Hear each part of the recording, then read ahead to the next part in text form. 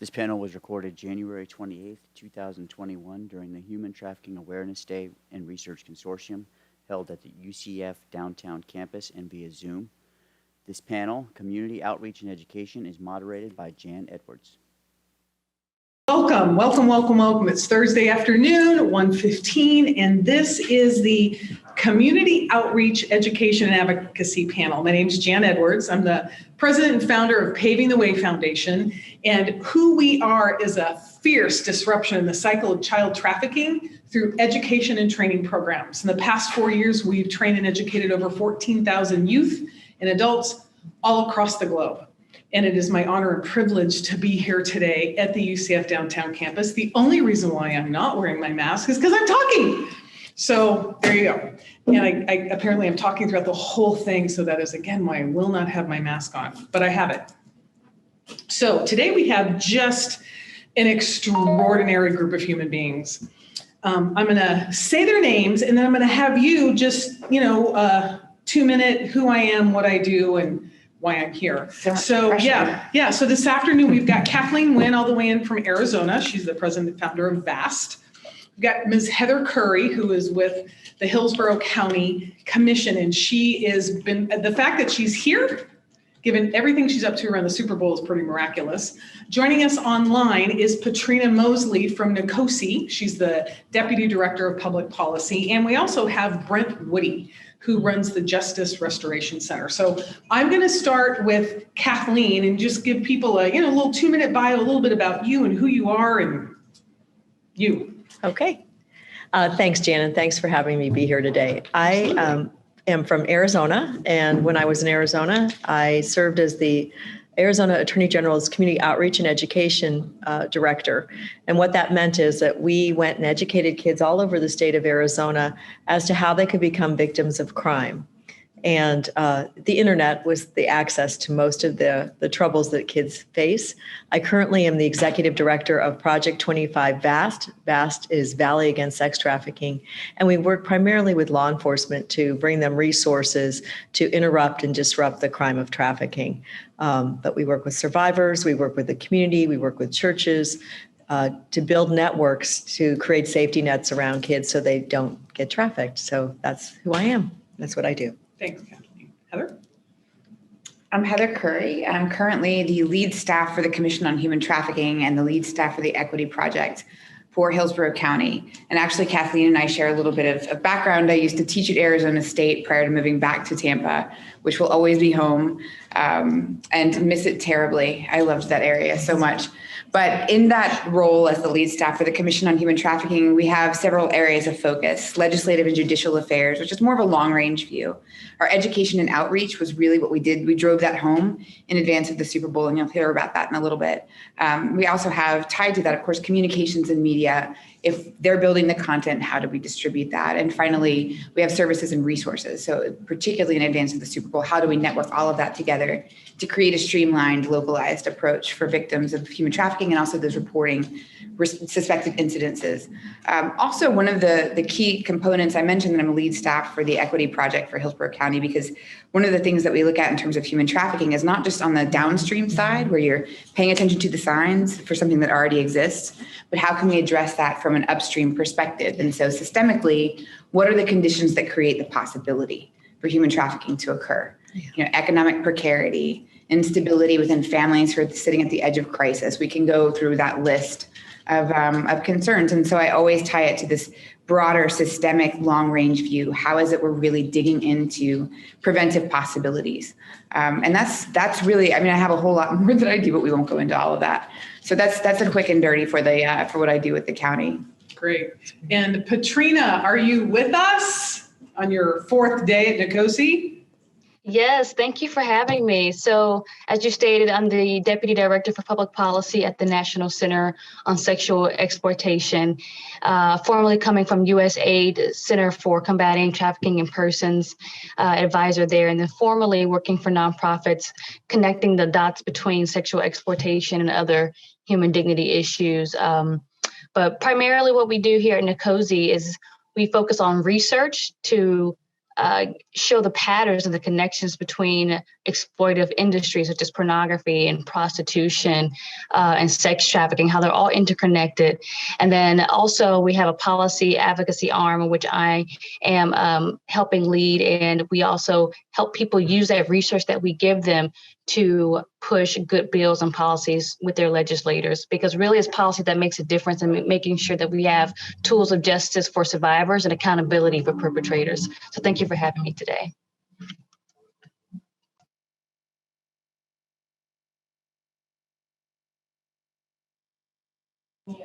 Well, it's a little challenging for me to interact with her, but I'll just ask questions.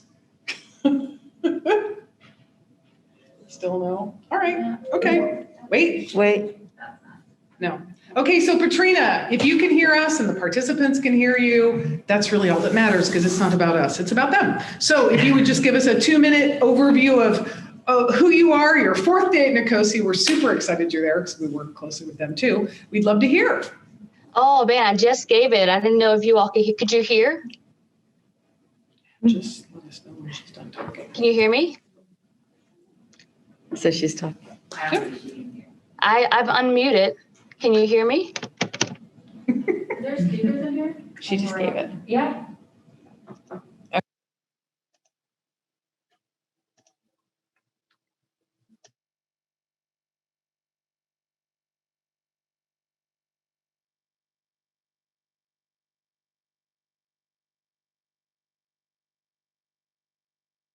He's coming here. He's coming. All right. So when Brent Woody shows up, we'll have him introduce himself. So it's a really good thing I have you two here. Good thing. All right, good. So I was going to start off with a question for Patrina, and I don't know if she can hear me or not. Can you type the question in? Let's do that. Sure. So the question for Patrina can you hear me? This is a brand new world. It's a whole new environment, and working with legislators and partnering with them to get legislation passed. How is the current environment affecting ways we can engage with our legislators? Okay, first, can you hear me? Hang on, can you type the question I in? think it's just her. She heard me? So she can I hear heard us. you. Yes, you just Yes. can't hear her when she answers, but they all can. That's all that matters. Okay, so it sounds No, like they can hear her. That's the thing, we can't hear her, so I can't troubleshoot her microphone here. Yeah. Yeah. But they can hear her on Zoom, so that's good. So they can hear her on Zoom? Mm-hmm. Yeah. Mm-hmm. okay. So the audience, you can hear me. I'm gonna look for the chat really quick just to let them know that I'm talking. Here we go. That's what I'm thinking. That's what I'm thinking. Okay. That's what I'm thinking. Did you see in the chat? Oh, wait, they can't hear me. So hopefully they're looking at the chat. Woohoo, we can hear you. Oh, wonderful. Okay. Okay, I see someone clapping and now I can't hear you, but I'm gonna answer your question about the new environment that we're in now and connecting with legislators. So here's the thing, we can't necessarily meet in person right now with legislators like maybe some of you have or have wanted to, but that's okay. The good news is that now more than ever, online activism can be even more powerful and just as effective. So yes, of course, before you had the online activism and meeting in person and sending emails, but the great thing about online activism is that, yes, this is pretty much your safest option for right now, but it is on public record. And nothing scares a legislator more than his constituents not being happy with him. Or nothing can encourage him more than knowing that he has a group of supporters from his constituents with him on a particular issue. Sometimes knowing that a base of your constituent is with you on a certain issue can encourage a legislator to do the right thing. So I encourage you to, in these times, do your online activism. It's public, it's out there for the record. And the beauty about Al Gore's amazing internet is that you can just tweet them, tag their name, and it's out there for the world to see. And a great way to do that is partnering with other organizations that are combating sexual exploitation that may have online campaigns, such as Nicosi. We do our Dirty Dozen every year, where we list out the businesses that are profiting and facilitating sexual exploitation. And also certain bills that are going out in the states, we will hashtag that, be a part of that, and it will get their attention. So I'll let others share, but thank you for asking that. Yeah, really great answer. I love online activism and it's public record. So I hope y'all that are listening to that, that's my, it's my Zoom because you can't clap. So it's just now become a habit, sorry. I love that. And the fact that it's public record, I know that we've moved mountains on social platforms. So it's really, really great. So Kathleen, I'm going to ask you the next question. As the former Education and Outreach Director for the Attorney General's office in Arizona, what actions do you see people that they can take to impact their community locally in this environment? What actions can they take? I believe that there's a lot of things, and I really love what she said, because not only of it being a record, but of also people coming together for a common purpose, and there's safety and force in numbers. So if you have groups, if you have parent groups or you have student groups, and they're committed to impacting change, having them all contact their legislator or all contact their mayor or all contact their city council.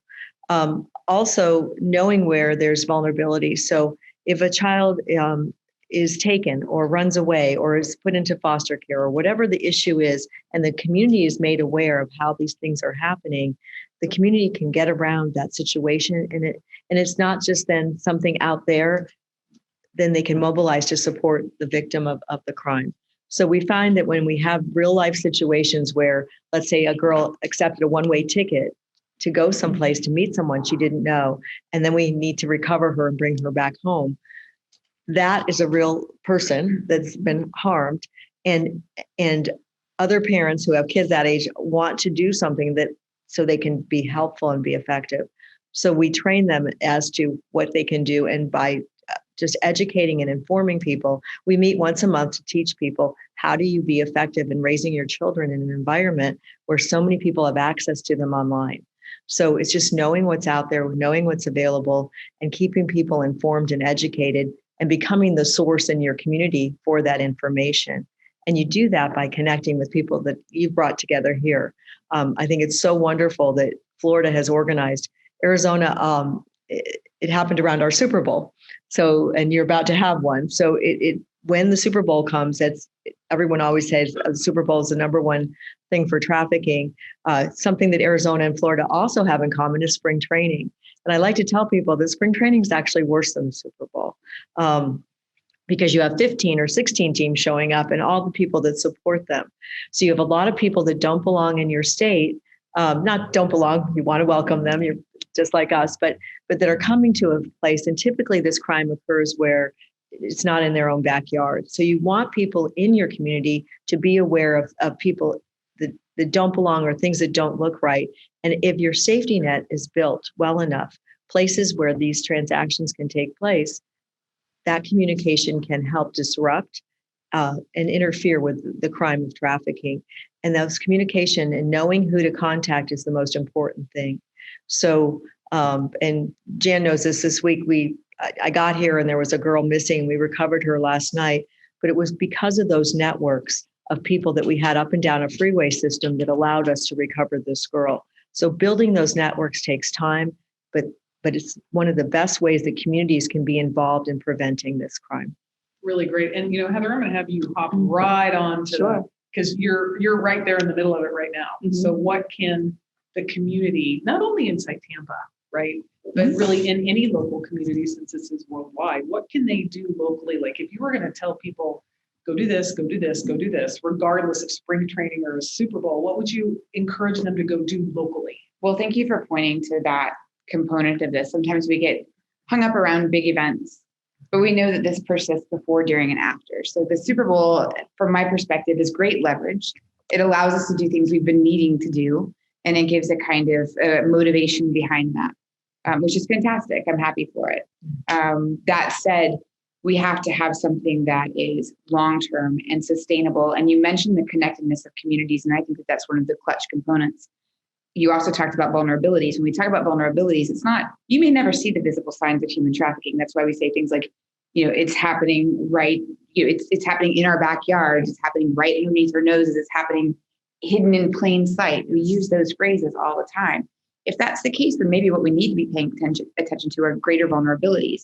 Communities like the LGBTQ plus community, who has a higher sense of vulnerability, folks who are homeless, folks who are living in precarious economic situations, folks who English is if it's a second language, it's their capacity to access good services is minimized. If they're living in fairly isolated rural areas and also don't speak English, we can recognize these vulnerabilities and start attending to those and figuring out how to wrap our attention and energy around that. That said, it's also bifocal. So if we're taking that view, which is long range, it indicts us as a community, it implicates us in the solutions here. And that's a bigger project. It's a much bigger project than preparing a campaign for the Super Bowl. Really necessary. I think it's in terms of drawing that visibility, but how are we really committing long-term? Yeah. So it means doing things like, if you want to volunteer, if that's kind of your drive in the world and your passion, where do you volunteer? It may not be shelters for victims of human trafficking, which have clearly very strict regulations as to who can volunteer, right? Necessarily so, and that level of security. But what if it's things like the Boys and Girls Club, or some of the kind of more creative endeavors around town? Because the arts does a lot towards social liberation for social issues. So those are the kinds of activities that we're encouraging. Right now, we're developing our website for the Commission on Human Trafficking for Hillsborough County. And one of the areas that we're paying attention to is, how do we expand and diversify your volunteer opportunities so that you're really looking at preventive measures, as well as these kind of more, they're not reactionary, that's the wrong term to use, but they're hitting it on the downstream already. We need both and. Yeah. We have to have both. We need to serve those who are already in that system, that brutalizing system, and make sure they have what they need. But we also need to pay attention to, where are we actually increasing the strengths and assets and resources in our community? Are we really paying attention to the security and well-being of families and kids in our neighborhoods? And that, exactly like you said. Can I just add to what? Of course. Yeah. So you said it, and that is leveraging an event. So you don't want to, because people say, oh, the Super Bowl goes away, so we don't have this problem anymore. And that's the absolute wrong thing. Right. So, and although spring training comes every year, it's not just those events. It is making sure that this stays in front of people over and over again. And that was, Right. And it gives you that advantage when you are having the Super Bowl to leverage and to solve the problems. Right. We have it coming back. So that's why, it's really important to do that, but not to hang it up with that, because then people are naive to the fact that it's still there. And it's one of many cultural phenomena. That's the thing that I always come back to, is that it's revelatory. It shows us something about who we are as a community. It shows us where we need to grow stronger and where we already have those resources and ties that we can just bolster. But it's one of many. And I'd love, and Katrina, I don't know if you have anything to add to this conversation, which is my favorite, we'd love to hear your input on that as well. Thank you. Yeah, I was just thinking that one of the beauties of this issue when it comes to combating sexual exploitation is that it is so unifying and uniting once people see the horrors behind it and what's happening, as you said, in plain sight in front of their faces. It's really easy to galvanize people to say, I want to do something. And the best way I have seen an impact made in a community, because we're here based in DC, is when multiple groups who are either direct services or who are a research arm or who are part of law enforcement band together, knowing that no one unit can do all the work, but they really band together to put pressure on legislators to say this is an issue in our community. It can be one thing for one group to do their thing and to support or oppose our bill and maybe tweet or do a campaign against a particular policy or a legislator. But when you band together and then you have volunteers who have come to you and added to your numbers, maybe through the activism you've done around the Super Bowl, adding your numbers together really does make an impact, because not one unit can really make the dent that's needed. So law enforcement, direct services, research arms, policy arms who are working on this issue all get together to pool all their volunteers. It can really make a difference. Thank you, Katrina. And rumor has it, the person that's pretending to be me is Brent Woody. So Brent, can you hear us? Yeah, yes, I can hear you fine. Can you hear me? Love it when technology works. So, Brent, you didn't get an opportunity to introduce yourself. So if you could do that first, and then I'm going to ask a question. Oh, sure. So I am the lead attorney and executive director of the Justice Restoration Center.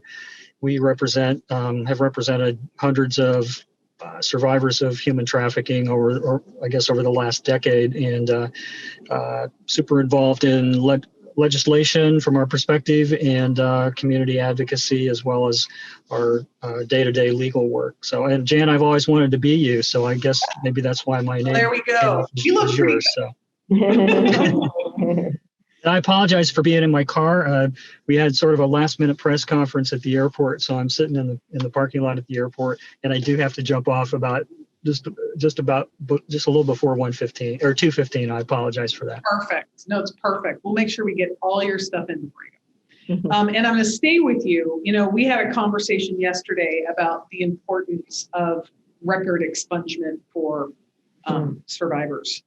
And, I don't think, much to Heather's point, the downstream, I love that. There's the prevention piece, right? There's all the work you can do there. And then there will be people that are trafficked. There just are. And the moment they choose to leave, there's a whole other environment and opportunities to make a difference for that individual, for that human being. And record expungement is just one piece of that. So can you explain to us the importance of record expungement and how the role that plays in disrupting the cycle of trafficking? Because if we're going to have a whole bunch of warriors out there talking to their legislators, talking to their police officers, we want them equipped with the data as to why this is important. Sure. So we normally think of record expungement and other sorts of legal relief for trafficking survivors to be on sort of the back end of things. In other words, on the restorative end, and it certainly is, but one of the things that we've learned through the years is when, and especially with respect to criminal record expungement, when they're stuck with these records, those records are, and this is sort of intuitively true, those records create impediments for housing, for employment, education, some of these pieces that need to be in place for them to really move beyond to move completely beyond the trafficking situation. So we've kind of started to look at some of our work along those lines as not just on the back end, but sort of in the middle, because what happens when they're not able to, when survivors are not able to move beyond the situation they've been stuck in, they end up just drifting back into it, because sometimes it's just their only,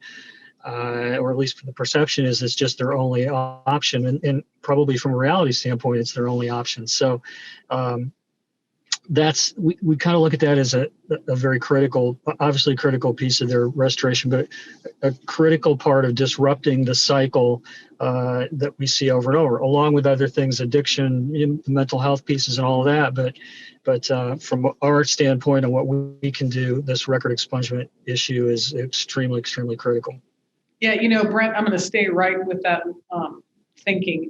I was in the earlier litigator panel with all the attorneys, and Lisa Haba said, it's just not okay when a victim is forced to go do something, right? Whether it's to take drugs, steal a car, and be held accountable for something that they were forced to do. There was not a choice. It was either I do this thing or they kill me, right? And then they have to live with that felony charge. So can you speak to that a little bit about the impact of, much like trafficking, people don't choose that life. If I am a victim of trafficking and I'm in this world and my pimp tells me you have to go do X or I will Y, in the legal system, how do you really combat that? Yeah, I mean, we'd like to combat that on the front end, because we would prefer individuals who are in a sex trafficking situation to not be arrested as victims under any circumstances. And we think that's particularly preventable when it comes to prostitution arrests.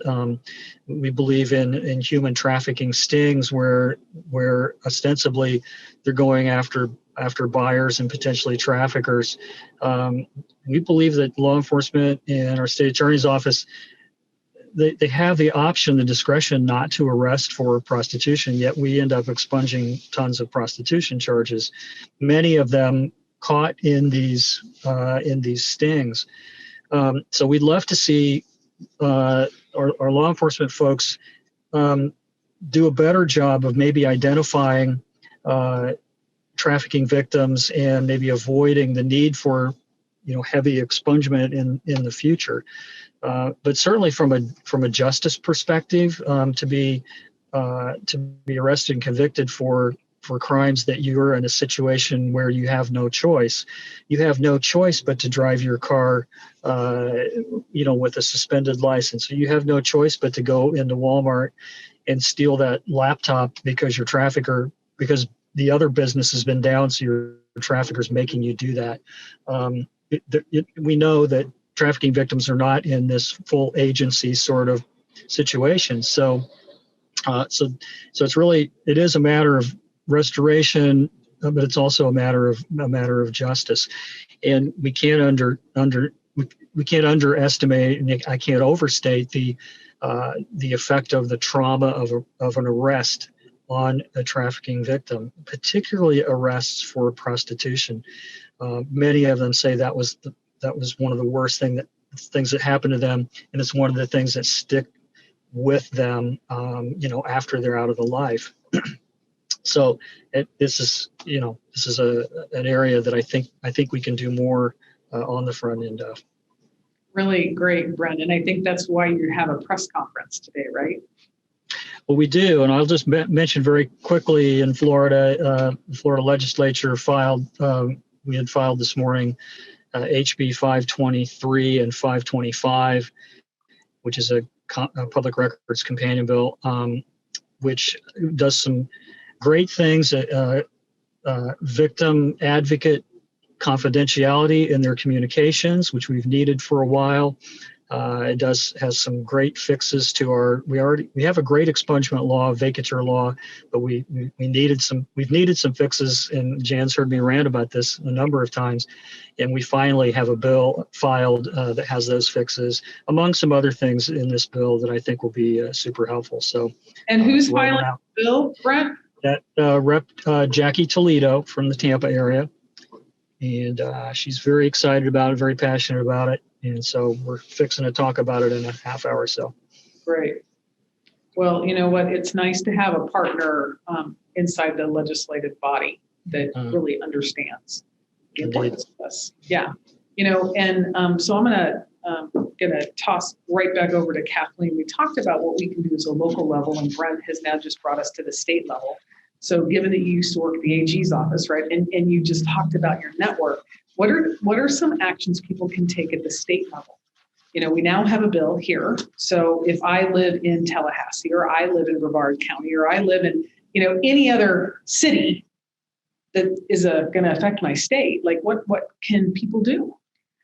I love what Brent said. And so it looks to me like Brent identified gaps in your laws here and took them on to modify them. And so that's one thing that you can do with your state, is you can look to see there's laws in place, right? And they provide boundaries, but sometimes there's a gap. And one that I'm just going to give you an example. So one that we identified before our last Super Bowl is that if you bought a 15, 16, or 17-year-old and you went in front of the judge and said, she looked older, or he looked older, it went from a felony to a misdemeanor.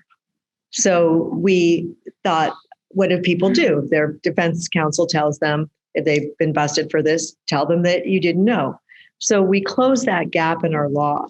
And unfortunately, people that create our laws, our legislatures, they mean to do good things, but sometimes they have a gap like that. So analyzing those laws and knowing, and then groups like yours, Paving the Way Foundation, all these groups that are committed to helping survivors, but also helping to create their communities safer, to know which bills are out there. And again, to your point, public record, there's a way you can sign on. In Arizona, we have a computer system. You can sign on and voice your support for a bill. Get other people to do that, because the legislators believe if they get one contact, that's worth 10. because for every person that contacts, 10 people wouldn't. So making that contact with your legislator is so important. And then finding champions. There are champions in our legislature that care about this issue. Find out who those people are. And one of the best things with all the politicizing that's gone on in our country, this is one of those issues that doesn't have a political face. Predators don't care how you vote. They just want what they want, and they want to do damage to our communities and to our children and to people in general. This crime is so egregious. So find those people that are in your legislature that are serving, that want to protect children and want to do a better job and want the laws to be enforceable, and then there's strict penalties attached. So we increased our penalties after that, closing that gap. So if you get caught with a child, anybody under 18, there's no delineation, you will now go to jail for 13 years. Minimum. That's one count. So if there's multiple counts, you could be looking at going away for the rest of your life if you have multiple offenses. This was done to reduce demand, but also to make it so that we did not want to have this crime in our state. Now, do we still have this crime in Arizona? Absolutely. But we have closed that gap, and we did some other things with massage parlors where they can't stay open after a certain time. Those are ordinances. So just knowing where the gaps are and continuing to work, that's how you change the community, and that's how you can change perspective. Patrina, I'd love to hear you weigh in on that, because NCOSI is a nationwide organization with friends across the country. We've been working super hard in the Earn It Act, but I'd love to hear your input on how people can get involved, not only at the state level, also the federal level. Yeah, I was just going to add to that. This is so, so important. And maybe for some of you, you may feel like, you may feel a little bit intimidated saying, that sounds great, but I don't know how to find a policy, digest it, investigate it, find the gaps myself. And that's okay. There's so many great groups that may be in your state that are already doing that you just need to partner with. So I'll say that for first off. So don't feel intimidated. You may feel like, I want to do something. I want to be involved, but I don't know if I'm equipped to do the work. There's people who are paid to do the work, and they do the work so that you don't have to. Secondly, with that, it is great to rally your members to support something or to oppose something, but you have to keep in mind that they are being pulled for a lot of different issues all the time. And they have to make decisions on what to prioritize and what not to prioritize. A lot of times that has to deal with, the posture of their constituents. They want to know what the pulse is. You are that pulse. And you can partner, you as volunteers or activists can partner with organizations who have already done the work and the research to make your voice heard.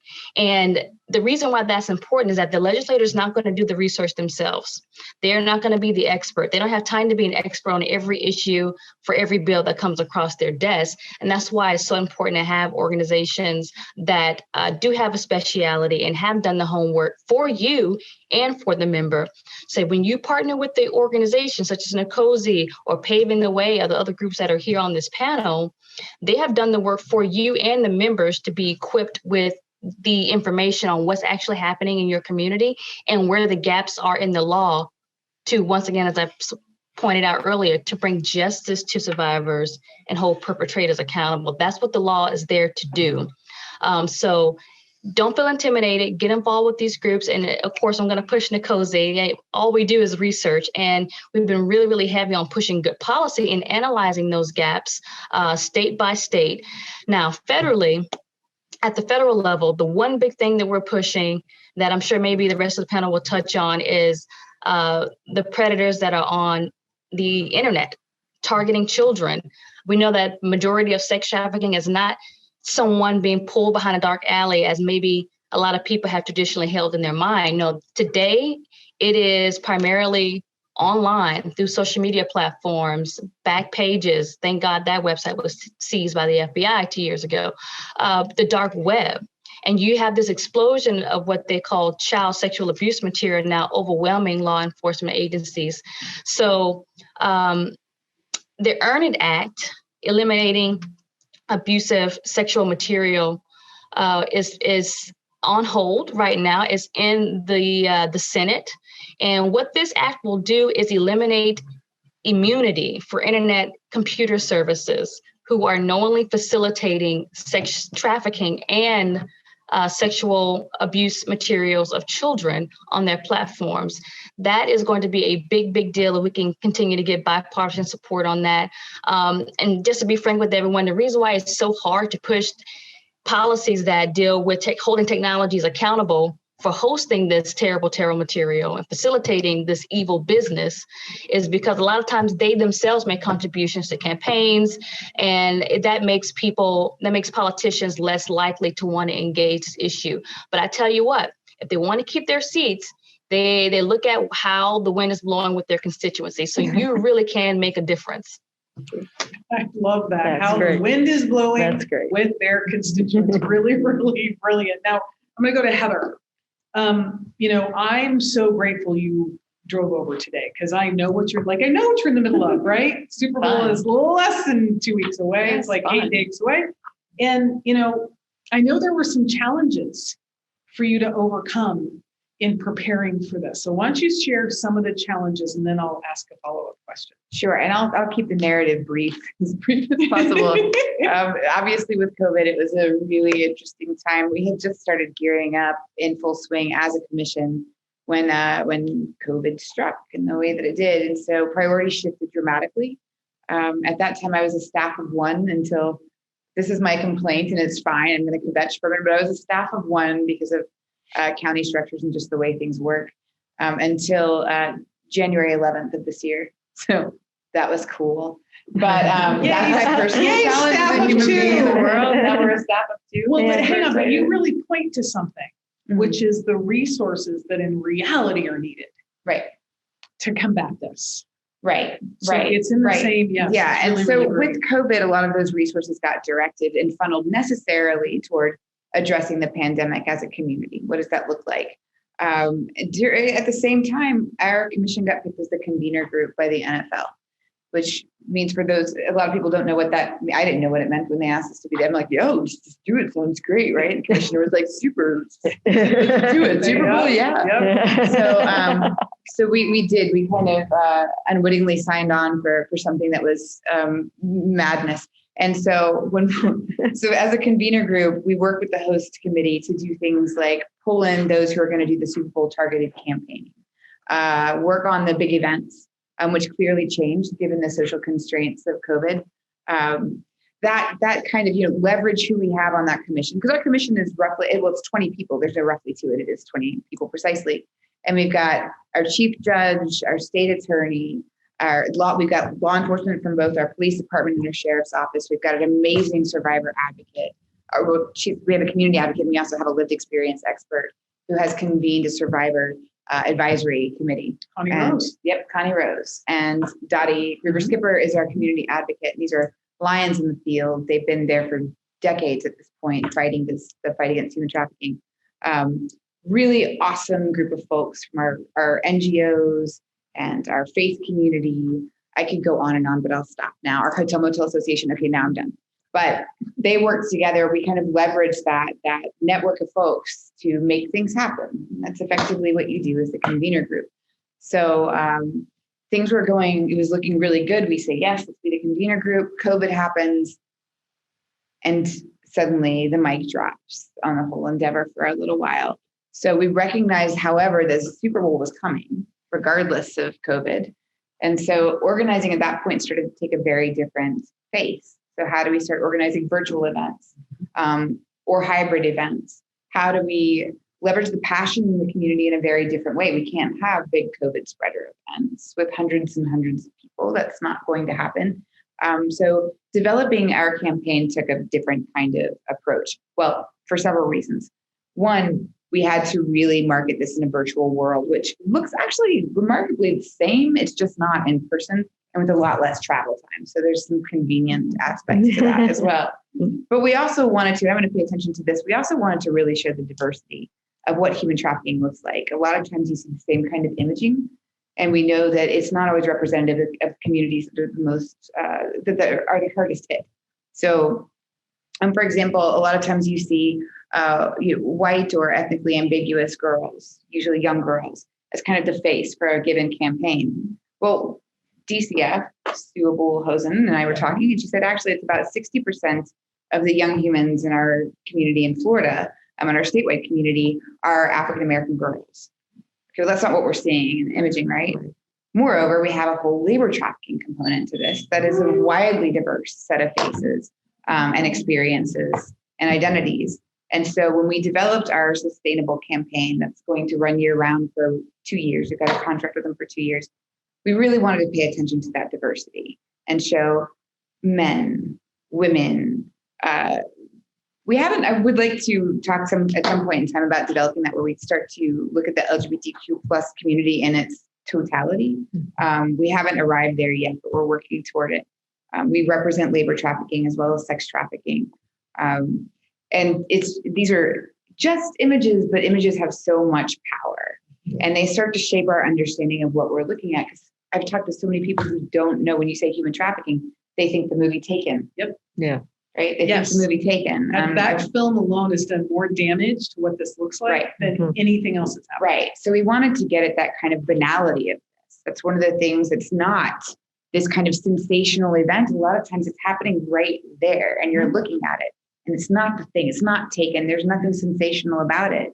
There's something that's really horrible in the fact that it's so mundane.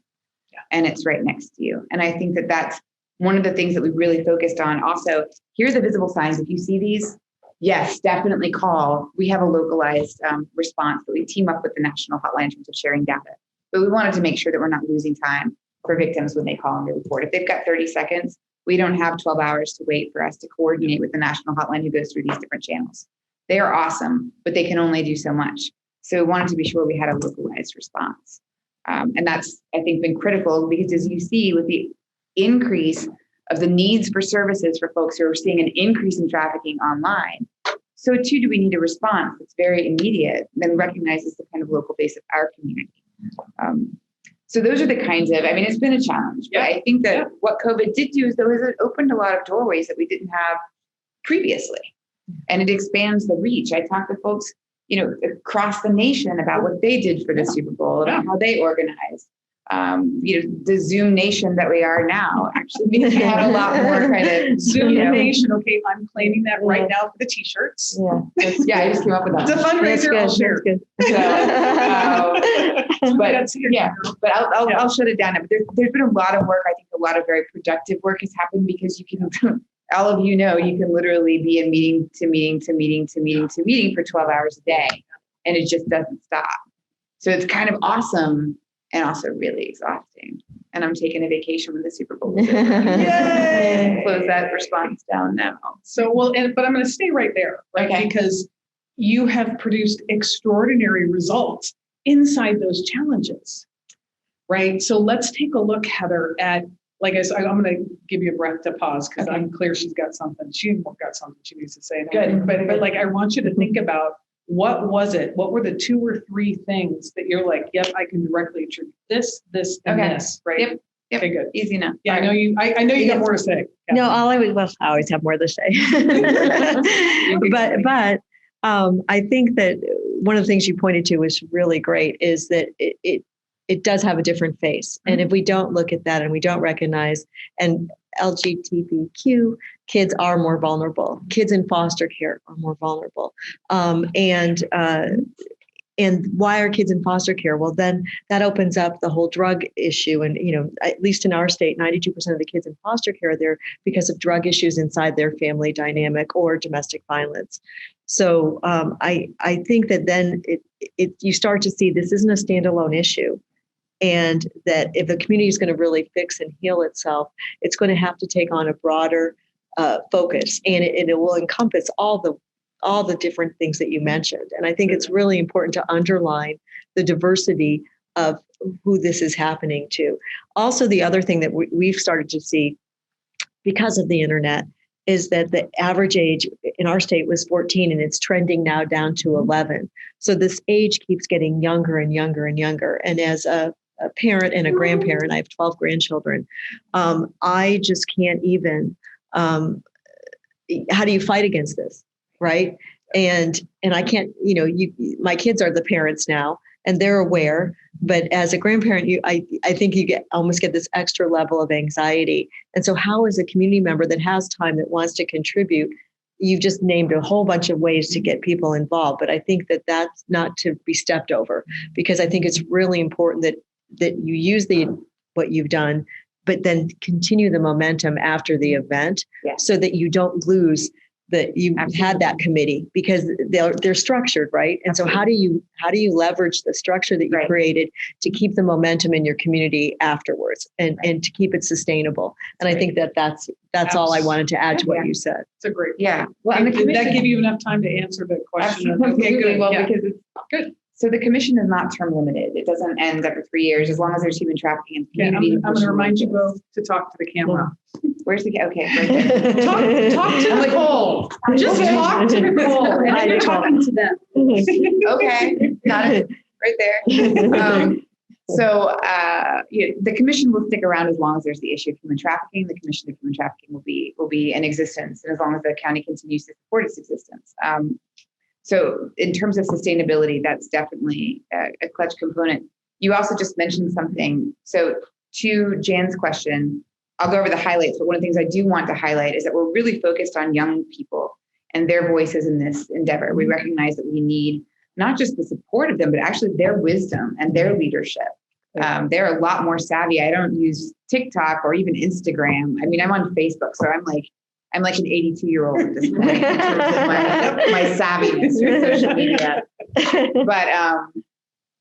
But I think that we have, for example, in Hillsborough County, we have a group called the Tampa Teens Against Human Trafficking. They're an incredible organization. It is youth-led, youth-created content, and it goes out to, and they actually are the leaders and the arbiters of their own story in this work. And I think that that's really critical, is featuring those voices, because they get lost so often in our discussions and in our kind of our policy endeavors that are created here. When we have all of these, we've got this groundswell of innovation and creativity and insight and wisdom from folks who oftentimes just aren't at the table.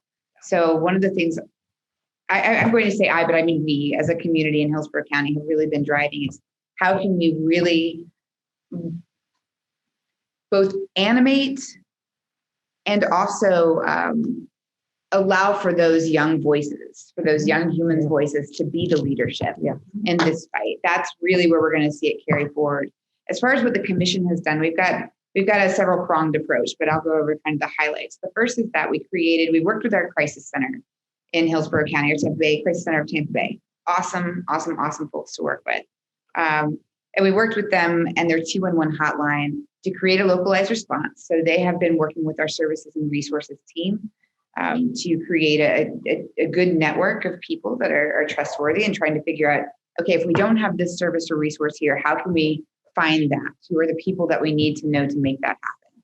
So if we don't have a good kind of primary care physician, can we have enough connections in this community to find that person who we can work with and who can be trained specifically for victims of human trafficking and their unique needs? So that's one component. That's a full-time care coordinator position dedicated to human trafficking. They work with our advocates in the field. They work with our network through the free network and all the folks who comprise that partnership to ensure that we're getting good, efficient, effective, and timely responses to victims of human trafficking.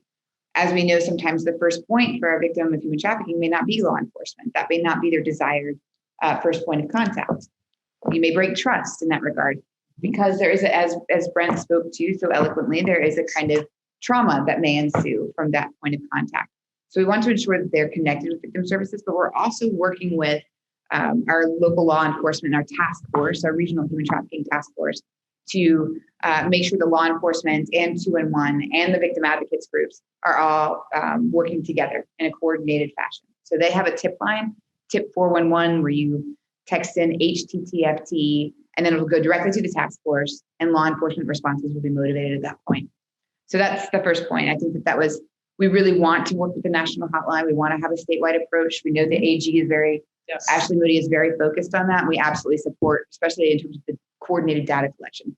But we also recognize that in terms of being timely, we need to have localized responses that are attuned always to the local face of this. So that's step one. The other was creating a twofold campaign. One is, as I mentioned, the sustainable campaign. It's a 2-year contract. You'll see if you drive through the Tampa Bay area, you'll start seeing when you hit Hillsborough County, don't buy at Tampa Bay. And that was to address, really, it was to hit the demand side, but also to don't buy the lie, right?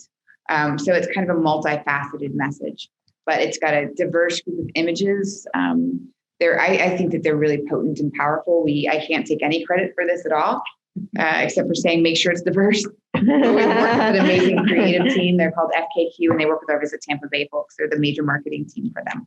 Outstanding group of people. They also created a 30-second spot. I think you've seen that, Jan, with Titus O'Neil, who's a WWE star. I never watched WWE before in my life, but I think he's super cool. We're going to have three here tomorrow. That's awesome. I know.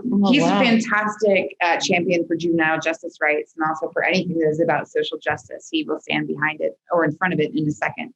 Awesome person.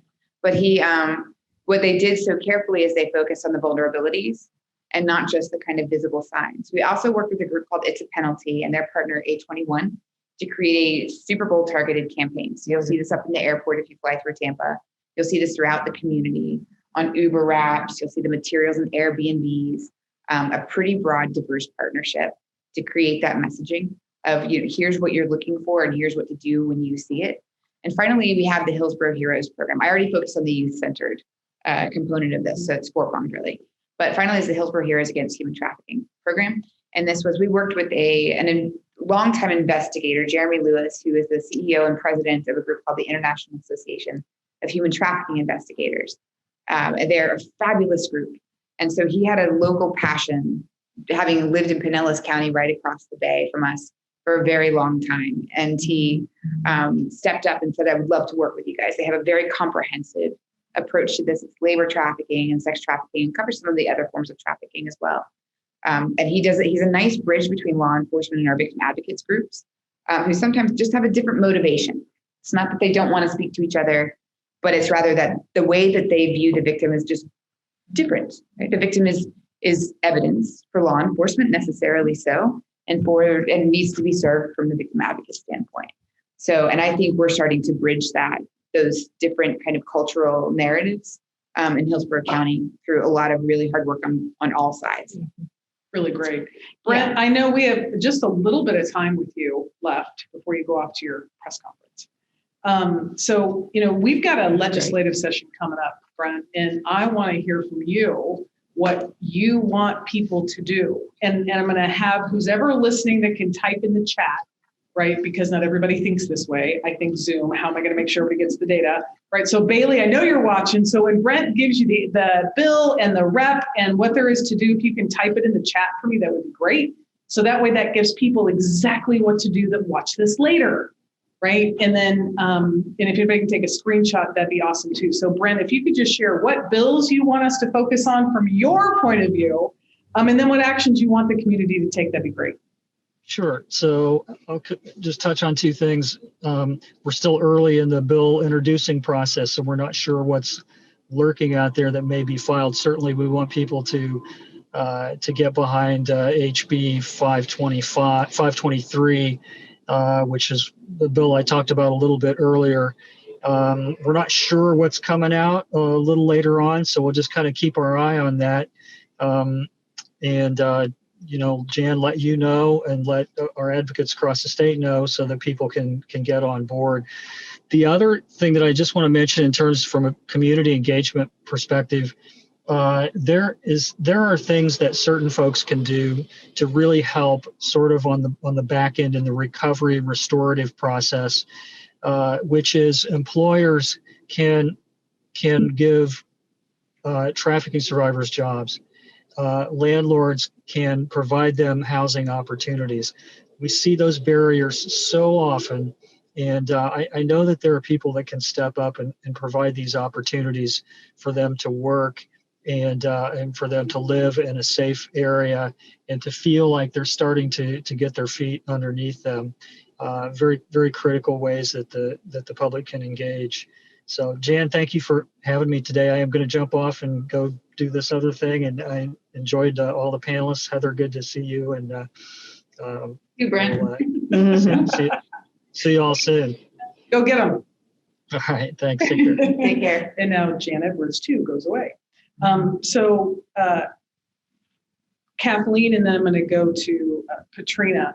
What pieces of legislation, I'll start with Patrina, sorry, I'll come back to you. Patrina, what pieces of legislation do you want people to focus on at the federal level? You know, I know we've got Earn It Act, we're cooking that one. There was an Education Act, there was a Prevention Act. There's always revamping of TVPA, the Murdered and Indigenous Women. There's a lot of legislation happening. So what are the top three you think it would be relevant right now for us to focus on? And Bailey, if you can again, type it in the chat for people and the reps that are co-sponsoring it, because that's the really important piece. Much to what Patrina had said before, hop onto Twitter. But if you know who's co-sponsoring it and you have friends in those states, you can actually reach out to your friends and say, hey, please email Rep XYZ or Senator ABC and have them support this bill. Ask them to go across the aisle, have them engaged in that conversation because they work for us. And so they need to hear from us for them to get a sense of what we want them to do. Patrina? She's talking, but we don't hear. Don't do this again. No. Okay, can you hear me now? Yes. Yes. Sorry. Okay, there we go. Primarily we're focusing on the Earn It Act, just because of its unique nature to tackle the biggest monster in the room, the biggest facilitator of this type of evil, and that's the internet. I mean, when the Communications Decency Act was written in 1996, it couldn't be foreseen how it would be used to be so exploitive today with trafficking and forced prostitution online. And as we know, those two things are one and the same, really, and abuse images of children. So it couldn't foresee the deeds of today. And unfortunately, what was allowable in 96, giving a lot of internet platforms immunity from civil suits, we can't allow that today. And so since that, the internet platform is the biggest facilitator of this exploitive business that I want to point out is making $150 billion globally. This is our biggest, big, hairy, audacious goal is attacking this internet platform. And so we're focusing on the Earn It Act.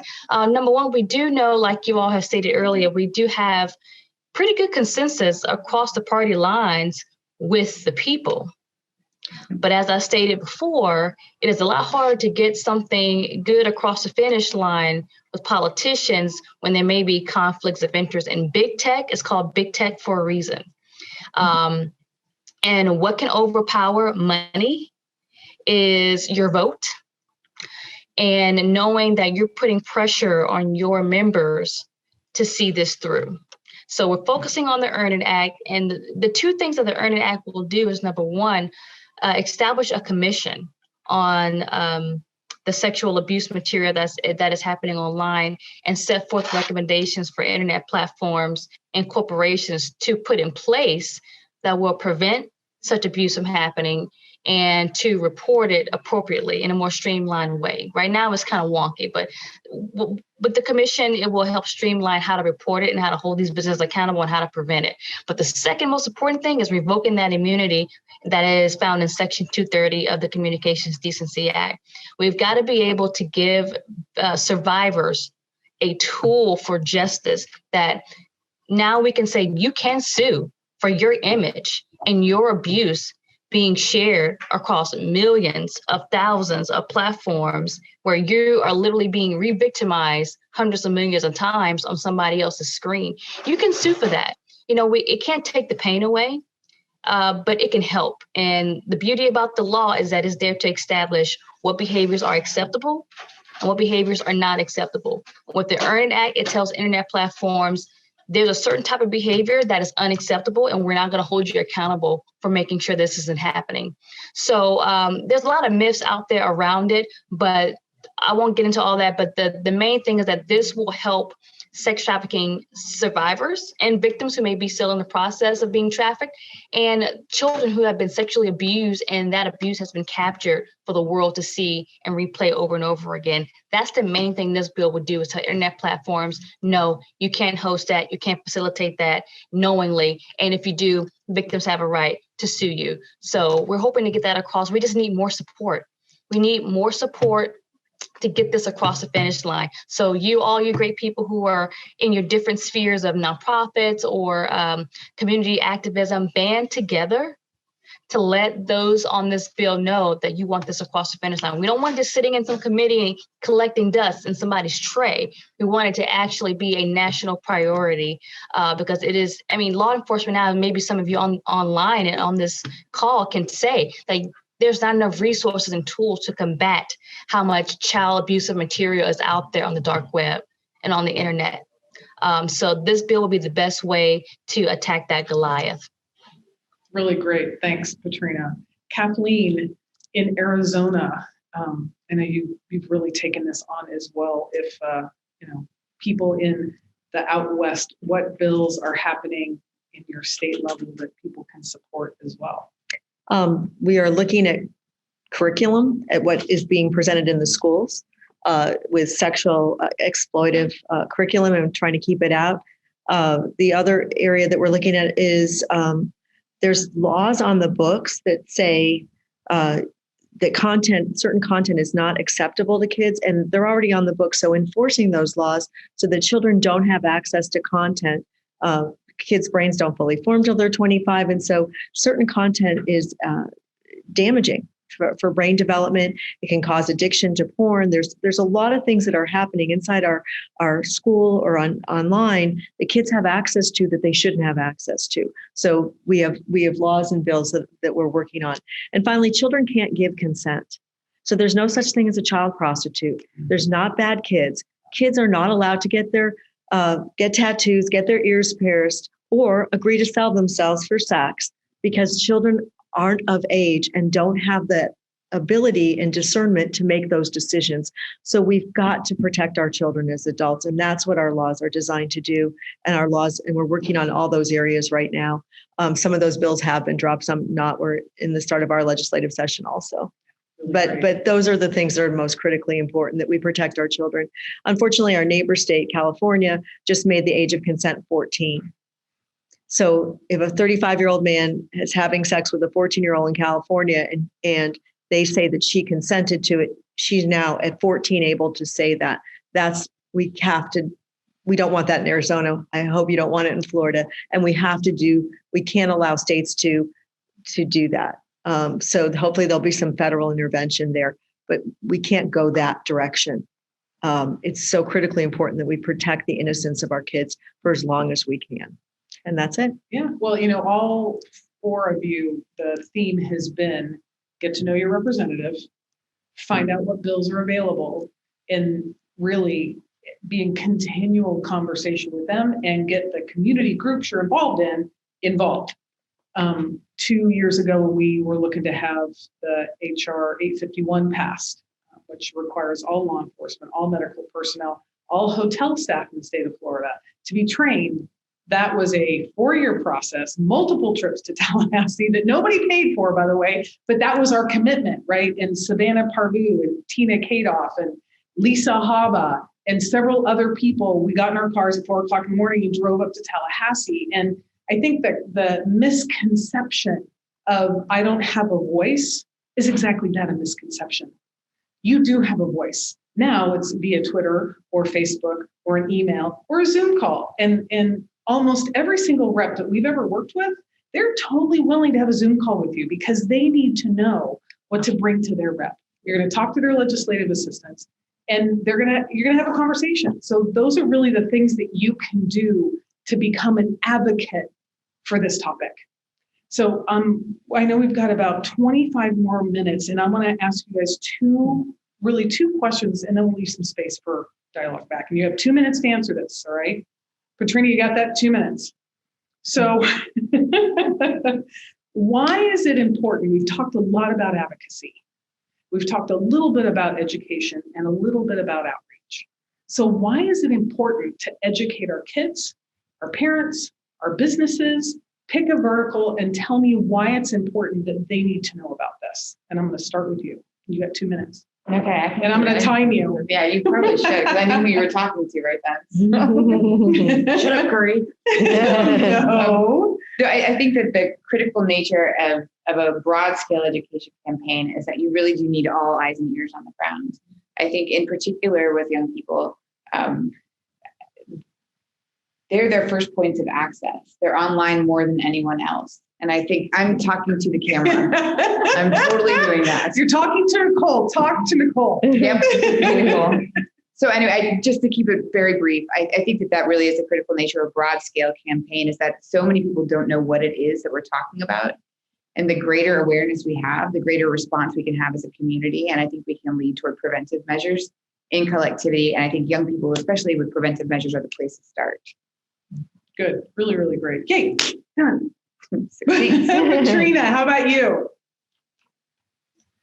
Yeah, I would say it's so important to just stay at it. Sometimes you may feel like you're beating your head up against the wall, but people become known for their big thing because they were consistent at it and they continue to beat their head up against the wall. So don't feel discouraged. Keep talking about it so that it becomes that thing for your state. Like Florida is known for combating human trafficking. And that only happens when the greatest number of people stay consistent at it. But the reason why that's so important is because sex trafficking can happen to anyone at any time and anywhere. That's the last thing I would say. It can happen anytime, anyone, anywhere. And that's why this issue is so important, because that anytime, anywhere, any person is fueling a global criminal enterprise that's making $150 billion. So there's a reason for that. So this is why you have to keep at it, and it's so important.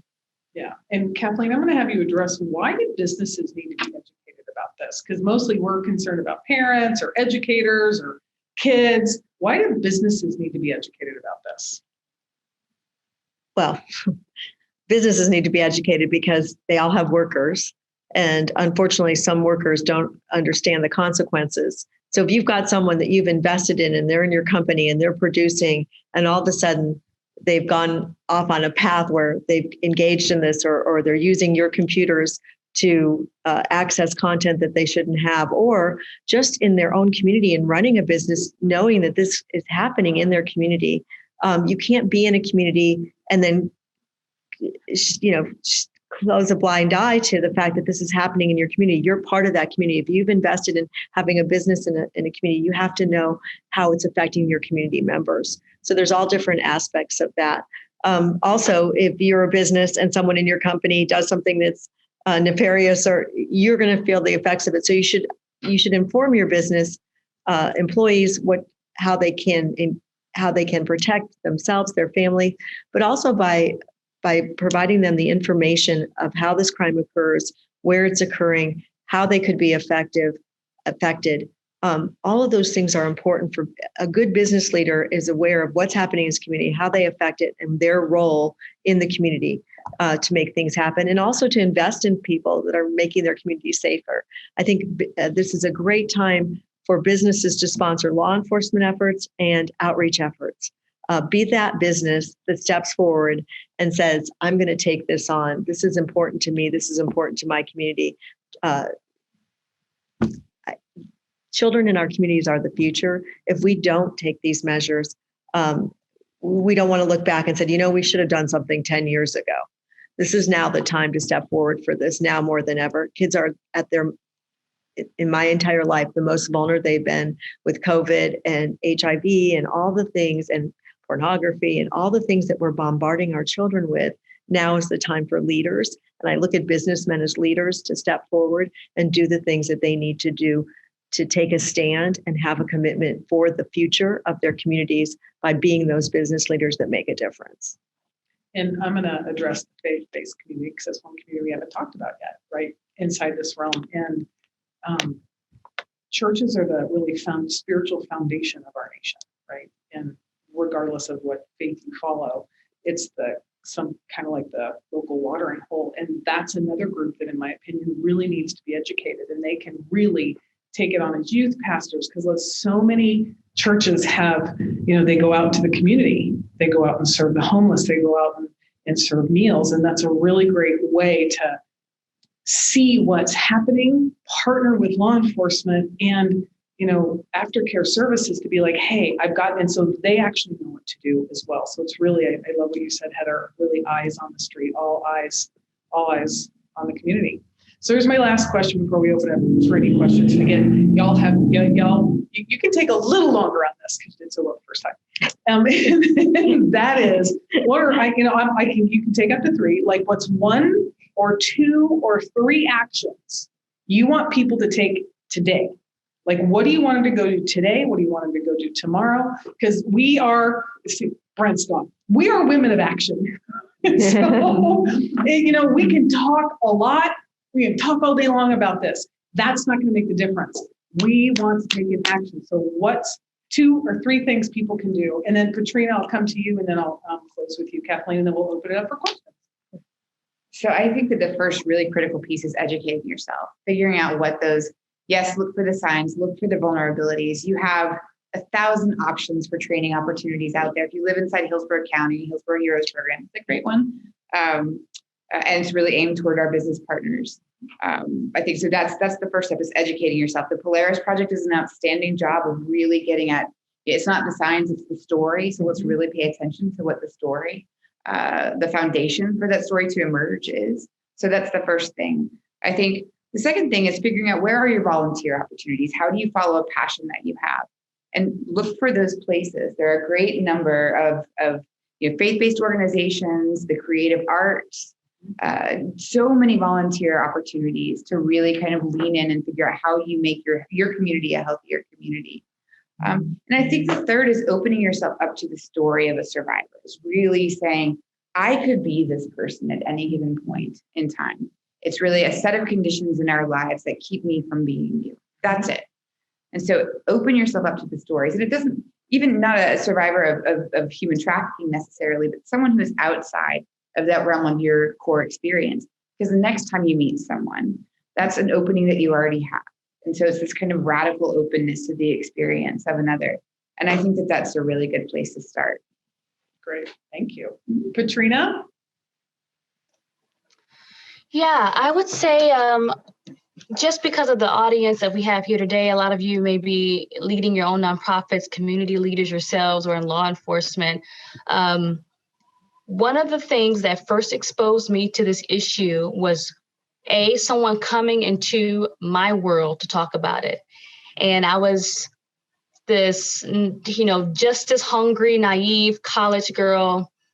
And someone came to our church and our Sunday school, and they talked about sex trafficking happening right in our state, and had no idea. Of course, had in my mind, I've heard of trafficking, but maybe that's just, something that happens over in some foreign place, or by chance someone just gets dragged behind a dark alley, but had no idea that it was happening right before our eyes in plain sight every day in Lyfts and Ubers at Walmart, as you already know. So just taking the time to reach out to communities and demographics, maybe you haven't already, just say, hey, would you give me an hour of your time just to talk to your people about this issue that's happening right here in our county?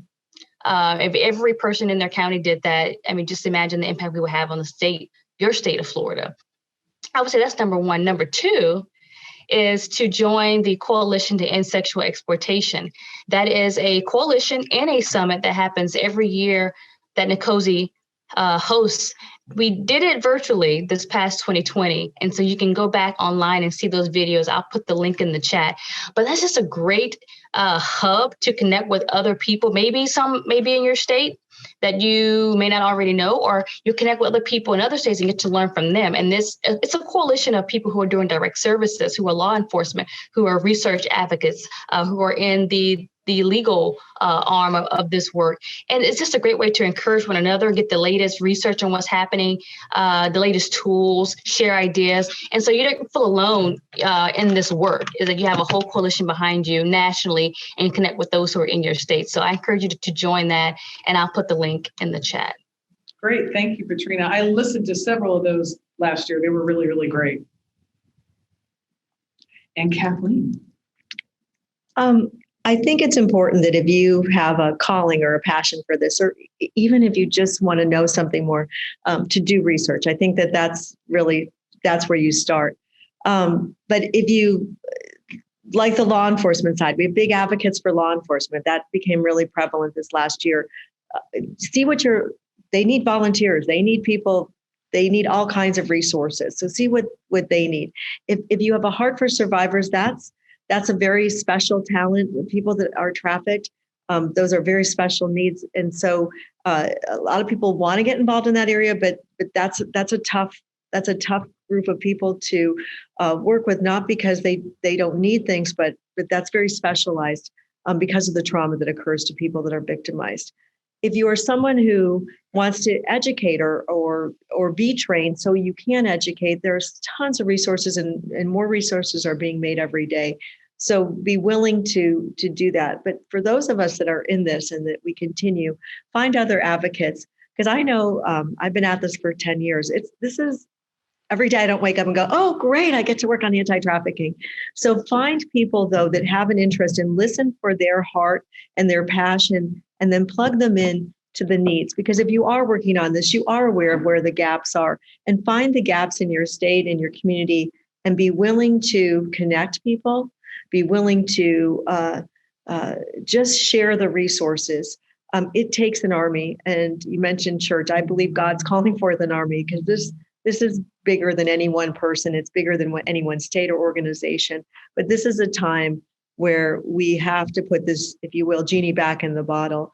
And finally, I would say, when you see things that are destructive to our children, whether it be an app, whatever, let children know that they are so valuable and so treasured. Because if a child gets to a place where what they think that all they have to offer is their body, we failed as a society and as a community, because they are so much more valuable than someone exploiting them. And I think that's where we have to really draw the line.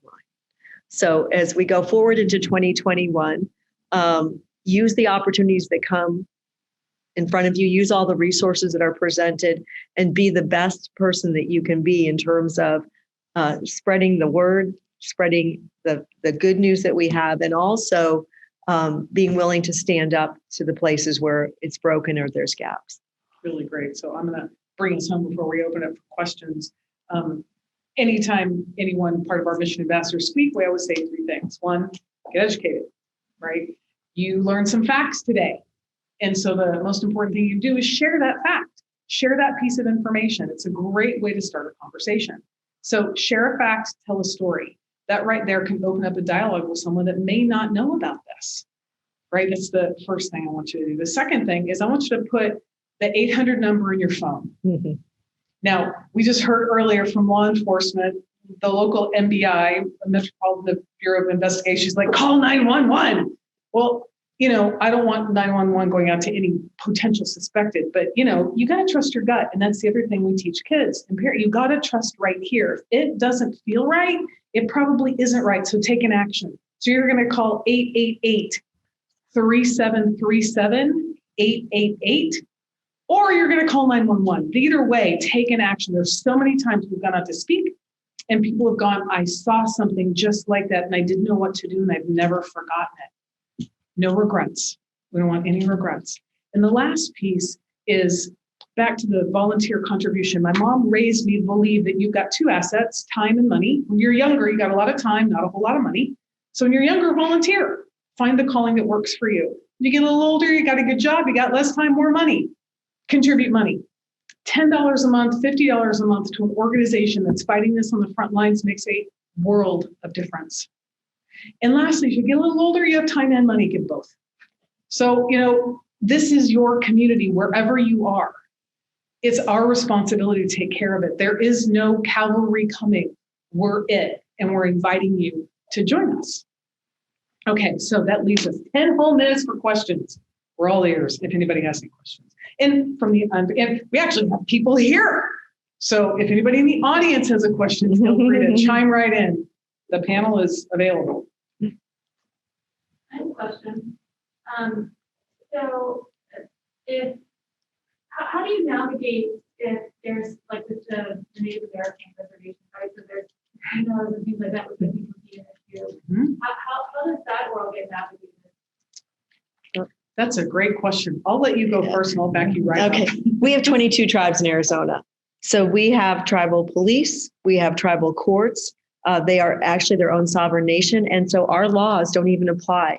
So what we find is that more activity happens at the casinos because it's funneled there, right? Because if you're going to break the law, if you break it there, you have a better chance of not enduring the consequences. So we've been working to try to have our laws be at a parity. But in the absence of that, because we're not quite there, we've been working with tribal judges who are seeing these cases and having them and train them to have them recognize the signs of trafficking. We have thousands of girls missing right now out of Arizona, and boys, but 85, 88% girls of young Native girls that are missing. So it is a serious problem, and we are looking to how we impact that. So it's a great question, and I don't think it's unique to Arizona. There's many tribes across the country. So, Well, I'm Cherokee and Choctaw, so it's a little near and dear to my heart, right? And working with the tribes, there's been two pieces of legislation passed to take this on. Trump signed one last year, and there's been funding now driven to the tribal environments such that they can educate their kids and educate their families. And we are going to have the opportunity to partner with an organization out in Arizona to go in and talk to their kids. And when we talked about this, or like, okay, yay, we're going to go in. I said, here's something you really got to get. The moment the words come out of our mouth and we're done, 90 minutes later, I said, the child comes up to you and says, that's happening to me. What are you going to do? right. I got blank stares. And I said, so you got to answer that question first before you come in and have this dialogue. Because the moment a child is vulnerable enough to say, my grandfather, my uncle, my aunt, my whomever is abusing me or selling me, and I don't have any place to take them, I've just not only lost that child, I've lost their trust, and they'll tell all their friends they're not any different than anybody else. And so it's really empowering the tribe to alter that conversation inside each nation. And that's, to Kathleen's point, that's the conversational point that we're at. I'm in dialogue with the chief of the tribe of the Navajo Nation, to be able to have that kind of dialogue with them first, and then partnering with the organizations that already exist. So, because they're, it used to be, I don't know how I want to say this. So up until 1969, right, when they passed a law that you can no longer take a child off the nation. So if a child's being abused on the nation right now, and they don't have any place for them in the nation, they can't take them off the nation to get services. Right. So that's one of the first things to alter, right? The second piece is to alter the family unit. When people don't have purpose, they're lost. I think that's really what's happened to our first people. And so it's a much broader conversation to have and to address. But to Kathleen's point, educating the tribal police, the tribal judges, and quite frankly, the nation, that what's happening isn't okay. Because see, I was adopted out of the tribe. And when I went back and having conversations, there's this suppressed experience, right? And I'm like, no, we got to rise up. We got to rise up, right? And so it's bringing life into the tribes to have them have their voice be heard, I think is everything. And that's really what will start to alter the dialogue inside that space. Great. Really great. Yeah, and then follow up with the question. Because what about with domestic violence? So if you've got the kids, there may be that component as well. So Yes. there's a lot of advocacy for domestic violence victims, and there seems to be these huge silos: domestic violence, trafficking. Well, children, they've got, they may have one parent but they might have another parent, or you've got, it's just a cycle, right? Yes. And so, in terms of bridging those gaps within the system, there's any insight on that? Yeah, well, Tomas works very closely. They're here in Orlando. Both the Harbor House and Symbol Safe House have beds specifically for people who have been rescued. So we've got a temporary space that they can get into Aspire, because we know it's similar. However, what they've learned over time is a domestic violence survivor is separate and distinct from a human trafficking survivor for a variety of reasons, and they really can't be housed in the same space long term. And I think there is some crossover. The signs are the same. The trauma is very similar, and yet the trauma is distinct in certain areas. And I think that's part of we talked about resources. You've got to start at the root, which is family, the nucleus family, and build from there. And our country has, really around the world, it's really been one of our larger challenges. And so, you've got the domestic violence experience and you've got the human trafficking experience. You have a child sometimes caught in the middle, and it's still trauma to them either way. So I know here locally, they work hand in hand because they know that some of the domestic violence victims were actually this. So if I could actually speak to that. So in Hillsborough County, I mentioned the 2-in-1 training that we're going, and actually Tomas is one of the folks, and Corporal Alan Wilkett are doing the training along with the survivor, an incredible woman in our community.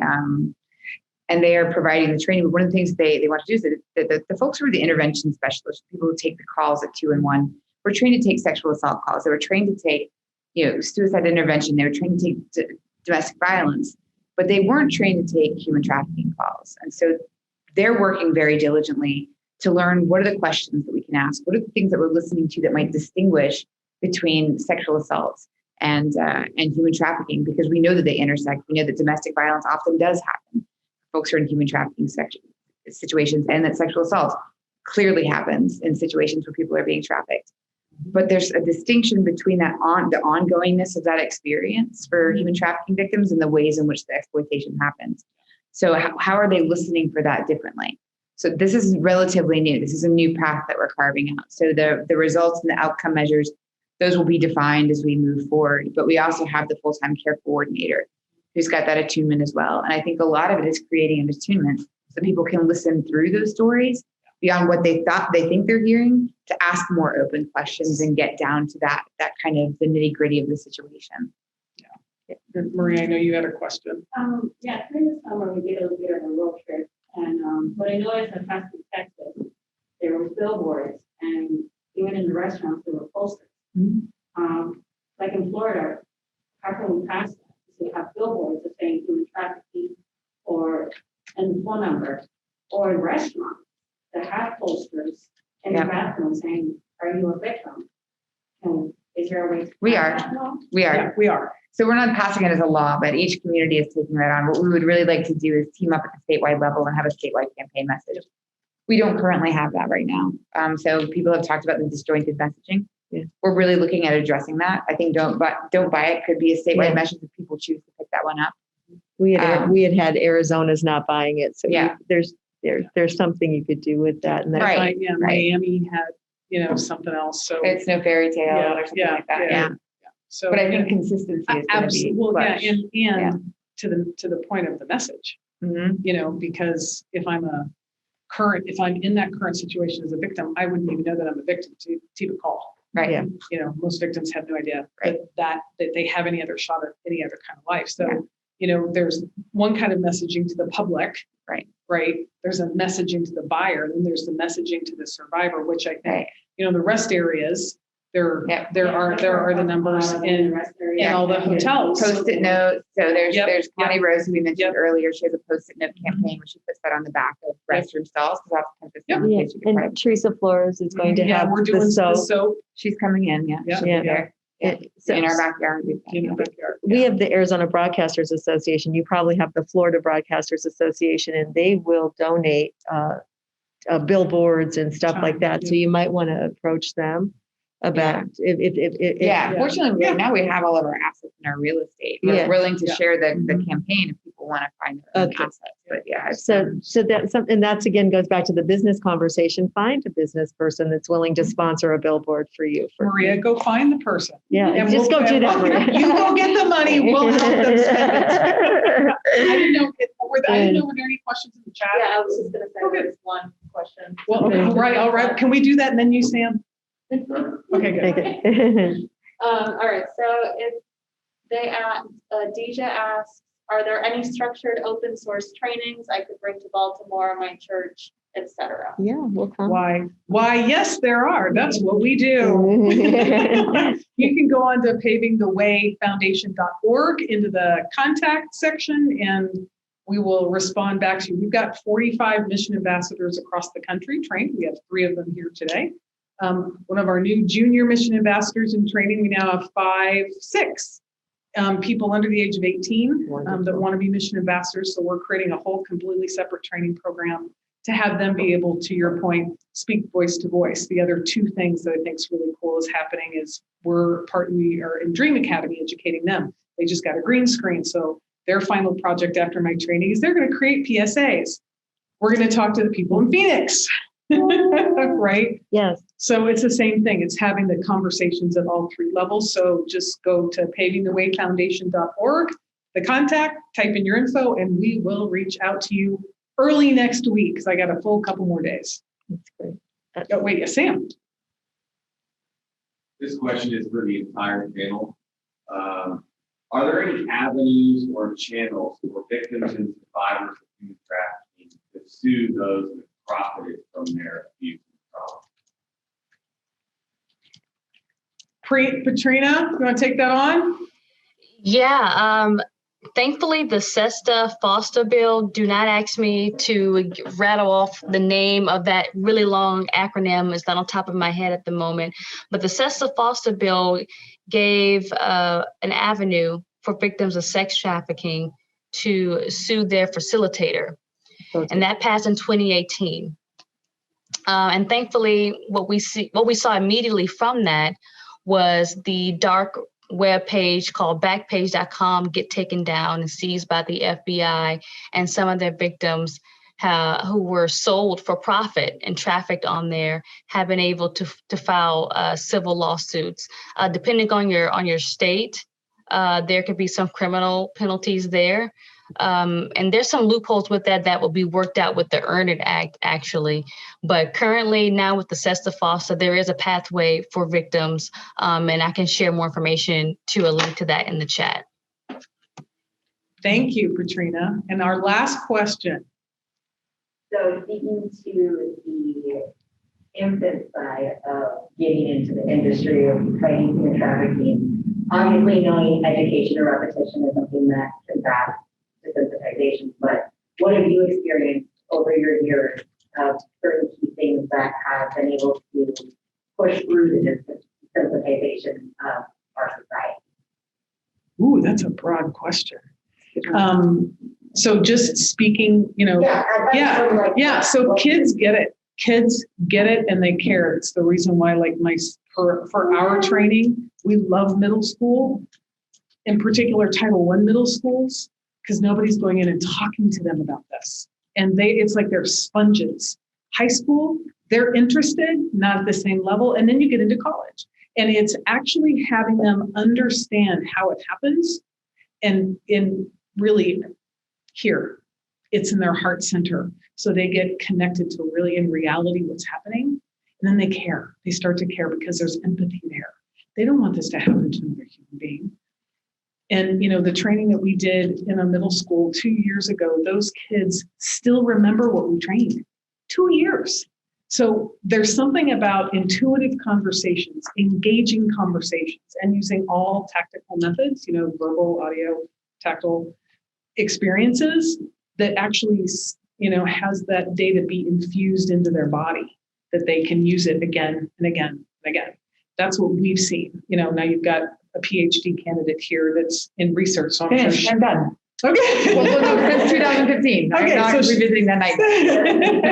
So we have Dr. Heather Curry. So I'm sure she's got some insights in that too, because that's her background is research. So. Well, actually, I was going to say, as somebody relatively new myself, so I started paying attention to this issue when our commissioner, who's the chair for the Commission on Human Trafficking, Kimberly Overman, said, I need you to do this over here. And I was like, cool, all right, I'll do it. And so I started delving into the research component at that point. And I found that depending on the audience, and you're right, it matters. For some folks, it's going to be the story. Right? It's to humanize it. For some folks, it's when you start rattling off statistics, I always hesitate because statistics are only quantitative pointers to something that you need to pay attention to in terms of how it's experienced. It says, look over here. Now you've got to go do the work of figuring out what's over here. Okay. But it does grab people in some way. They're also specious. We don't know about the accuracy of statistics. Every organization that you talk to is going to have a different set of statistics. So I hesitate on that one. But I think the story of who we are as a community can really grab some people's heart, that it's living right here. And I think absolutely we have so many brilliant, powerful speakers in the survivor circuit who are saying, like, this is the story of this. It's not just my story, it's the story of us. And I think that that's one of the most powerful ways to get people is this is about who we are collectively. And before I start singing Kumbaya, I'll leave it at that. And I'm going to have you wrap it up in a couple of minutes. Okay. Do you want me to answer this? Yeah. Okay. When a group of kids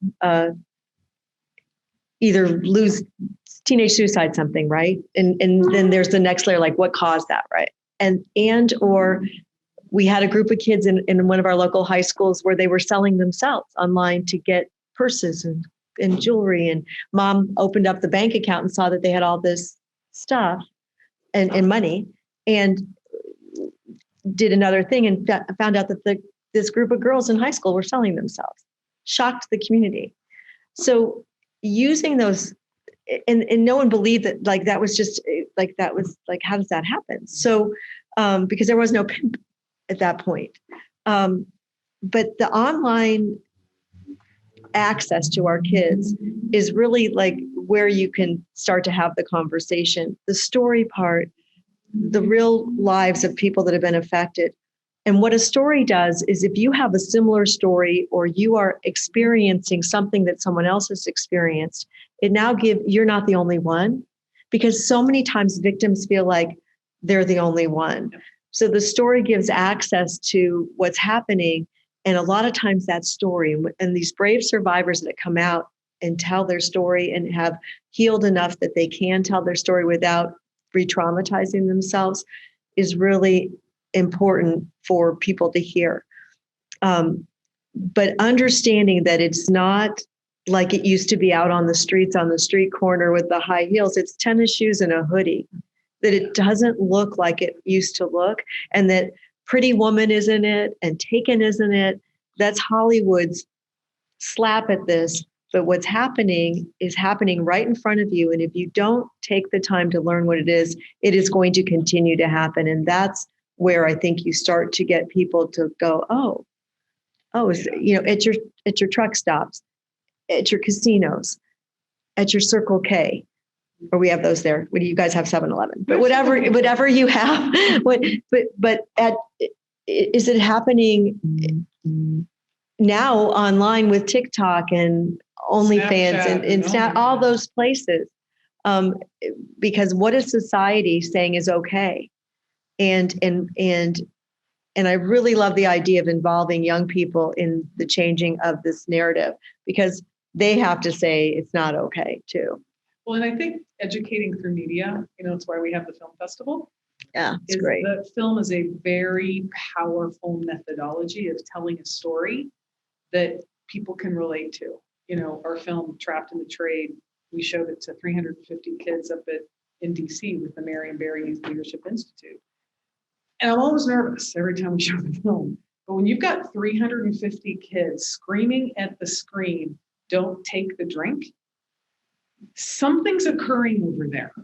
Something's happening for them that they're watching on the screen, and it resonates. It's their story, but it's not them.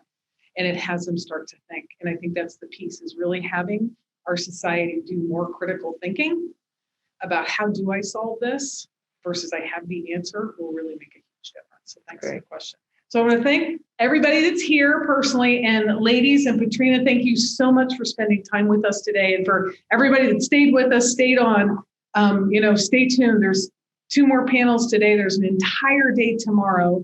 Tomorrow morning, we'll have a survivor-led panel. And then we've got a panel right after that, Men, the Missing Link to Ending Human Trafficking, where we've got 3 WWE wrestlers talking about the responsibility enrollment can take today, and it's being moderated by Dr. Willie Montague. And then we have the film festival all afternoon tomorrow. So y'all stay tuned. Thanks for being with us. Have a great afternoon.